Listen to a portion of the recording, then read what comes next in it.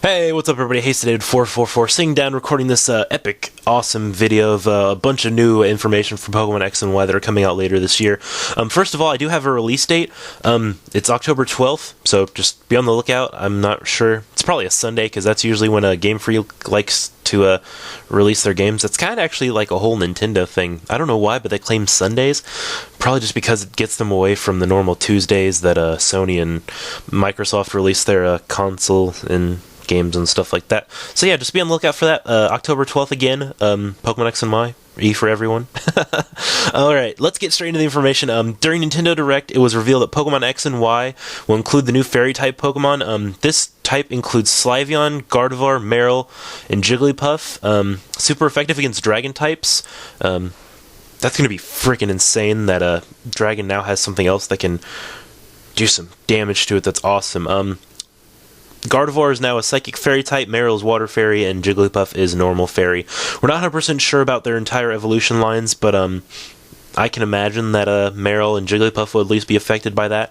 Gardevoir not so much, just because the Psychic type and what it needs to do to evolve, just like its different variables and stuff like that. Sliveon comes with a new move into Gen 6. It's called Moonblast, a new Fairy-type move that calls the power of the moon to attack an opposing Pokemon.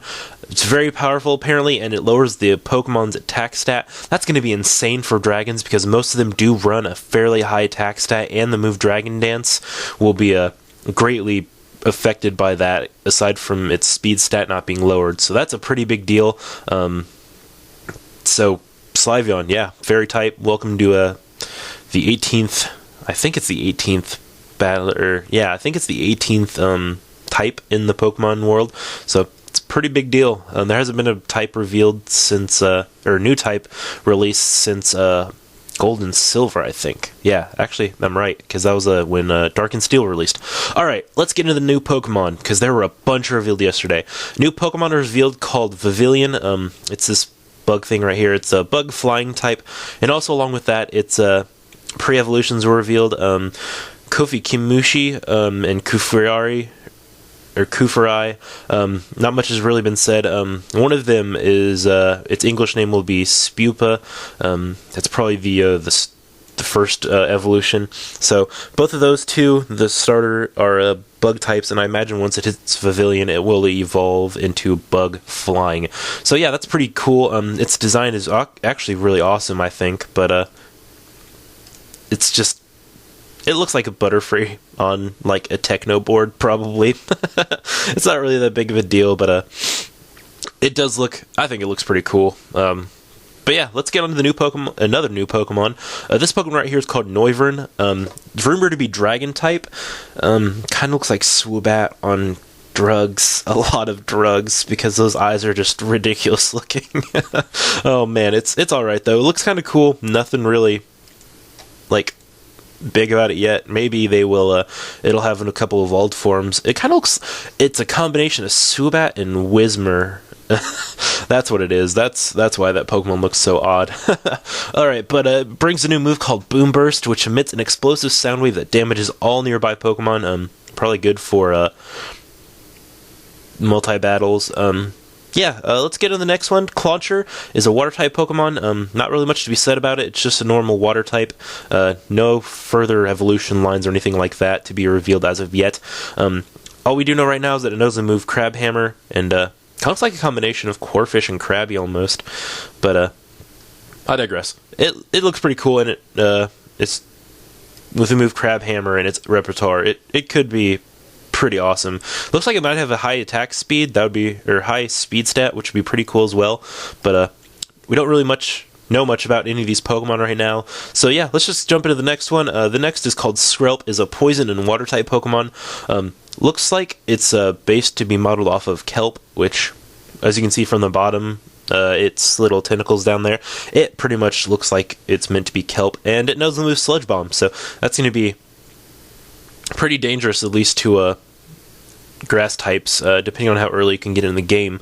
But yeah, next off, we have this Pokemon right here. Is called Shishiko. It's a normal fire/normal type, which is pretty cool. I think this Pokemon right here could have the sickest looking evolutions ever.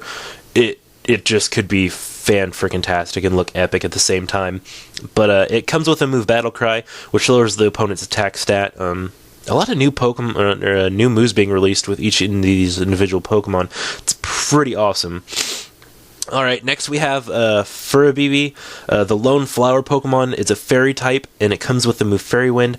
Not really much to say about this Pokemon. It is apparently the smallest Pokemon ever released, probably because the flower is just extra for the sprite, and then the little guy hanging on up there is the actual Pokemon, so it's pretty interesting. Kind of wish they would really leave it off the flower, but can't really win them all. I don't make the game. Alright, next we have Talonflame, the evolved form of Fletchling, which I revealed, at least in my last update on Pokemon X and Y, aside from my Mewtwo video. It's fire flying type. For finally getting away from the normal flying birds in the game, it's going to be awesome. Talonflame's main focus is on speed, which is awesome, and it can learn the move Brave Bird, which from the trailer for the videos is just freaking awesome. Alright, now, let's get into some mechanics of the game. Sky Battles bring a new mechanic to the world of Pokemon. This is a battle in which only Pokemon that are flying type or have the ability Levitate can participate in. It's unsaid whether or not the kind of battling is new or not. Since it is new or not, whether it will yield more experience. If it did, that would be an awesome way to get more people involved and want to actually do them. So it would be awesome if a Pokemon that did participate in a Sky Battle did receive more experience. But, like I said, I digress. I don't create the game. I just bring you guys the information on it. Alright, kind of similar to something we got last gen. Horde encounters are new, which creates a battle which is 5-on-1, which is kind of like the Horde, well, not Hordes, but multiple Pokemon you'd get in Black and White. It's unsaid whether or not yet you will be able to catch one of these, whether you have to dwindle the numbers down to 1, or if you'd be able to just catch them all, because that would make it a lot easier to try and get the type you want if you EV train. Also, they said that EV training is going to be easier. Well, not necessarily easier, but it's going to be easier to access the stats for EV training. Just a side note in there. But yeah, this would definitely make Pokemon catching a lot easier if you were able to catch all 5 Pokemon, just because it would make it so you didn't have to keep running around trying to catch 1.5 million Pokemon in individual battles. But alright, our last piece of information I have here, the starting town in this game is called Asame Town. That's the Japanese name for right now. Other than that, that's all I know. And it has 3 characters starting with you.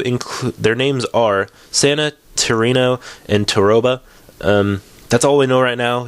Apparently, as always, your character just moves into the town, and your character already knows a couple people that are around.